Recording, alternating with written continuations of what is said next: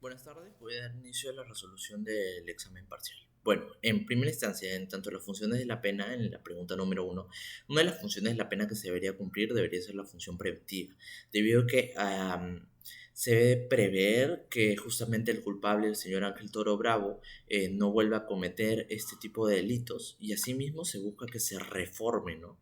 De igual forma, es importante que se cumpla con una función protectora, que se busque proteger a los demás ciudadanos a fin de que personas como esta no supongan un peligro para la vida cotidiana de las demás personas. Por último, es importante que se cumpla con una función resocializadora, que después de cumplirse la pena, el tiempo establecido en la cárcel, el señor Toro Bravo esté en capacidad de reinsertarse socialmente y acatando las normas estipuladas y ayudando a que haya un correcto desempeño social, ¿no? Todas estas funciones están reguladas por el artículo 9 del título preliminar del Código Penal. Bien, siendo yo el juez a fecha 10 de octubre del 2021, el tipo penal aplicable que consideraría sería el feminicidio. Después de la derogación y la nueva regulación, reinsertación del, del delito de feminicidio el 15 de julio, tener una pena entre 20 y 25 años, tras la necropsia que arrojó que justamente la señora sumisa murió a causa de la agresión del congresista, debería aplicarse el delito de feminicidio.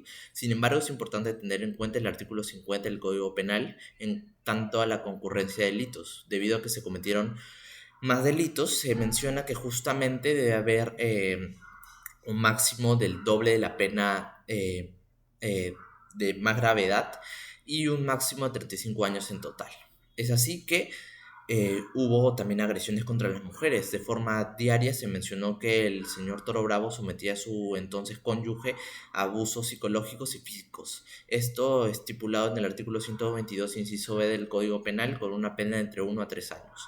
Asimismo, hubo una coacción regulada en el artículo 151 del Código Penal, con una pena privativa no mayor de 2 años, debido a que el señor Toro Bravo amenazaba a su esposa a fin de muerte a fin de que ella no se divorcie de él.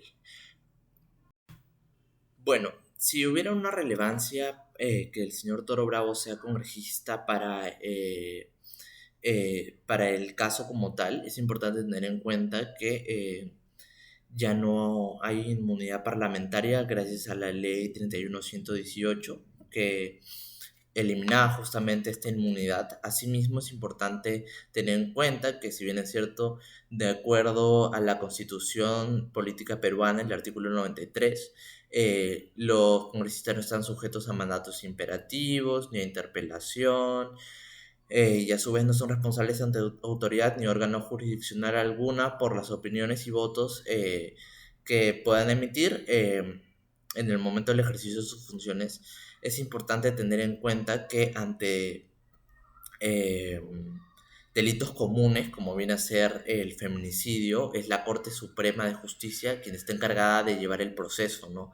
Por tanto, el personal policial debió poner a disposición de la Corte Suprema al congresista a fin de que se inicie el proceso penal y se otorgue una pena justamente en concordancia a los hechos cometidos. Si el señor Toro Bravo hubiera cometido este hecho en Colombia, sería competente el Perú aplique su ley penal y qué Estado podría realizar la persecución.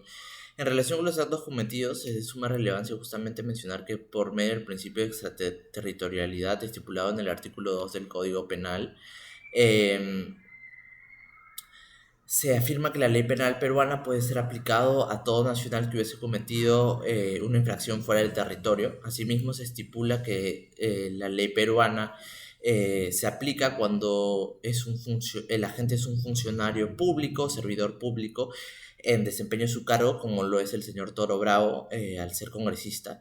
Y de igual forma, los hechos delictivos fueron cometidos contra una ciudadana peruana. Por tanto, el Estado peruano está en capacidad de realizar la persecución penal del delito. El mecanismo para la persecución penal del delito justamente debería ser la extradición. El Estado peruano debería de solicitar la extradición al país de Colombia. Es así como el señor al encontrarse en Colombia, debería justamente regresar al país a fin de ser juzgado penal y posteriormente ser juzgado penalmente y posteriormente recibir justamente la pena en concordancia con los hechos cometidos. Esto regulado en el artículo 37 de la Constitución Política Peruana. Por tanto, se busca que se retorne al país al haber infringido la ley en tanto el artículo 108, inciso B, el feminicidio y los demás delitos que mencioné con anterioridad. Por último, los requisitos a cumplir en relación a lo reglamentado por el Código Penal, inciso 4, en el artículo 2, sería justamente que el delito efectuado sea susceptible de extradición de acuerdo a lo estipulado por la ley peruana, como lo es el caso de feminicidio. En segunda, que la acción sea considerada punible en el estado del que se realizó, como bien esta figura del feminicidio está regulada por el país de Colombia. Y finalmente, que el señor ingrese al territorio peruano, ¿no? El culpable ingrese.